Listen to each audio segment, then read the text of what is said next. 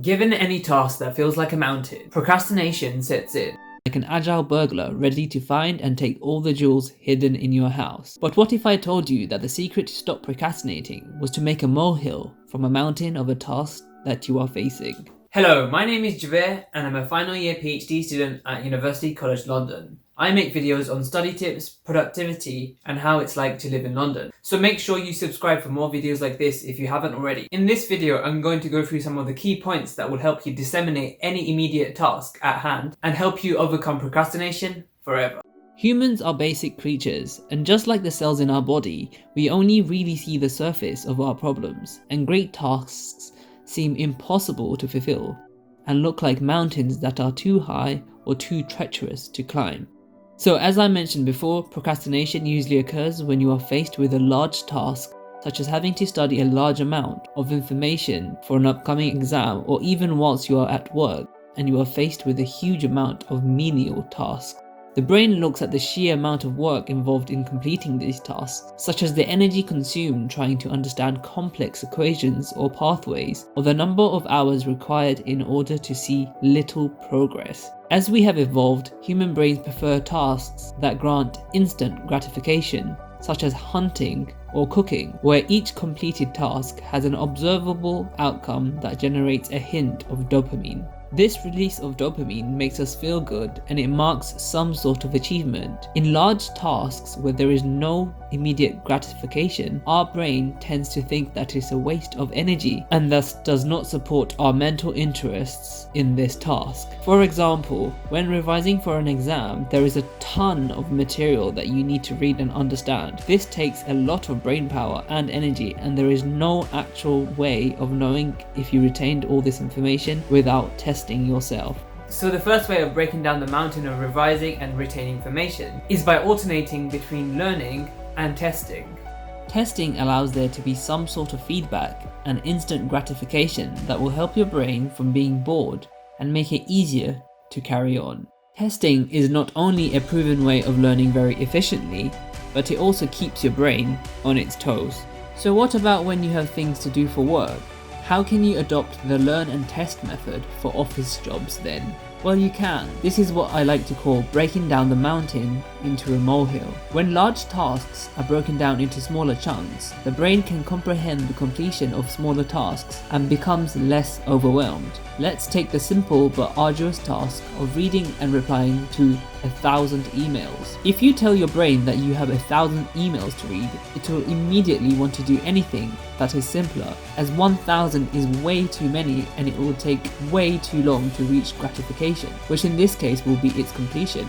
Your brain then decides to tell you or show you the other 100 things that it could be doing instead of this, such as playing on your phone, lying around watching television, or even reading a book on productivity. This is because it is not only less energy consuming to be doing those other things, but your brain has control over these tasks and relaxation is definitely gratifying. So going back to 1,000 emails, we can help in two ways.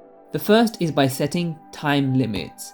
Impose time limits on a number of tasks adds a goal. The brain works better with defined goals that require it to be completed soon in terms of a time interval. We can break these 1,000 emails over a week, so that's 1,000 divided by 5 working days. That makes 200 emails a day.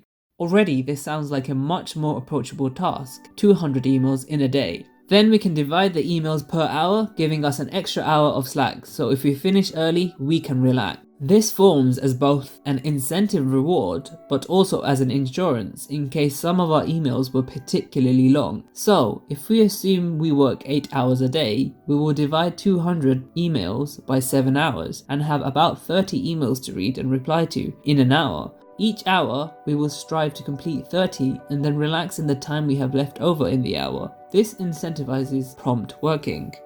One of the biggest reasons for procrastination is our brains thinking that a certain task is impossible or too difficult.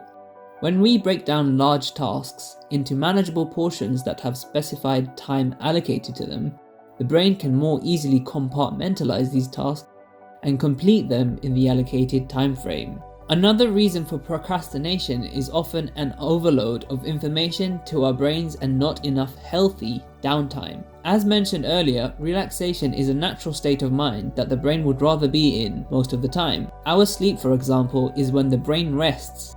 This is very important for a healthy and functional brain, and our brains crave a good night's sleep. At a rest stage, the brain is recuperating and less energy is conserved and more is reserved. If you are sacrificing your sleep in order to increase your productivity or increase the amount of hours your brain is retaining information, you can find it harder to continue studying or working. Unfortunately, there is no real substitute for rest, and the brain needs adequate amount of sleep and some downtime during the day. Overloading your brain will just make it harder to keep on going. But there are some things that you can do to help. Firstly, after setting your tasks with time limits, you should take regular breaks. In our current world, taking breaks often includes looking at our phones, in which we absorb so much more new information that our brains are never rested. So instead of looking at your phone for memes or going on the computer for YouTube on a break, step outside and enjoy some nature and fresh air in silence. Studies have shown the connection between surrounding yourself with nature and the peace that it achieves for the mind and the brain. This is like day sleeping for your brain, and it will help you study for longer and work for longer. But remember, if you have followed the steps in this video, you won't have to work for longer. You will have more time to relax and do nothing, which in the long run is better for your brain and your productivity. Don't always give in to instant gratification like your brain does. Thank you for watching this video. If you enjoyed this video, please press like and subscribe if you haven't already, and comment down below things that you enjoyed and things that you probably want to see in the future. I hope this video has been very insightful, and as always, thank you for watching.